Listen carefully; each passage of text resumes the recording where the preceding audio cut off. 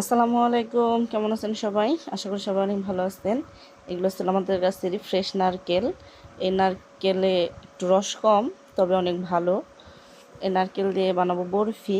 আমি অনেকগুলো নারকেল কাইটে নিচ্ছি। এই নারকেলগুলো হচ্ছে আব্বু কাইটে দিচ্ছে, তো আমি এগুলো ক্রয় নিব। এই নারকেলগুলো দেখতে যেরকম সুন্দর, খাইতে ওইরকম মিষ্টি। আর এগুলো দিয়ে এখন বরফি বানাবো। আমি করে ব্লেন্ডার করে নিচ্ছি। আমি লিকুইড দুধ নিচ্ছি, লিকুইড দুধ ভালো করে ঘন করে জাল দিয়ে সেই দুধ দিয়ে নারকেলগুলো ব্লেন্ডার করে নিচ্ছি, কারণ নারকেলের মধ্যে কোনো রস ছিল না, তো খালি নারকেল ব্লেন্ডার হতেছিল না। পরে দুধ দিয়ে মিশিয়ে ব্লেন্ডার করে নিচ্ছি বেশ মিহি করে। আর এই যে জাল দিতেছি, বেশ অনেকক্ষণ সময় নিয়ে জাল দিচ্ছি, সহজে ঘন হয় না।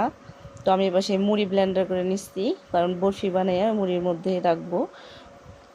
আর এই দেখেন ঘনত্ব, মানে ঘন হইতেই যায় না, বেশ সময় লাগছে, অনেক সময় লাগছে। শেষমেশ এই যে পর্যায়ে আসছি, বেশ সুন্দর হয়ে পাক আসছিল।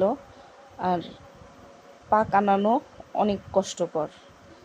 আমি এর মধ্যে কিছুটা গুঁড়ো দুধ মিশিয়ে দিছিলাম, কারণ গুঁড়ো দুধ দিলে টেস্ট ভালো হয় বরফির। এলাচি গুঁড়ো দিছি আর গুঁড়ো দুধ দিছি, এমনি গরুর দুধ লিকুইড দিছি সেগুলোও। আর এই দেখেন শেষমেশ বরফি বানাই ফেলছি। মানে দীর্ঘ সময়ের পর এইরকম দেখে মানে মনে এক অন্যরকম এক শান্তি অনুভূতি, প্রকাশ করার মতো না। তবে অনেক কষ্টের ফল এগুলা, মানে খাইতে অনেক মজা আর দেখতে অনেক সুন্দর হয়েছে মাশাল্লাহ। আর অসিফের আব্বুর, অসির বা আমাদের অনেককে পছন্দ এই খাবারটা। মানে সবভাবে নারকেল খাওয়া যায়, এই বরফি অন্যরকম মজা। তো সবাই ভালো থাকবেন, সুস্থ থাকবেন। আল্লাহ হাফেজ, আসসালামু আলাইকুম, ধন্যবাদ।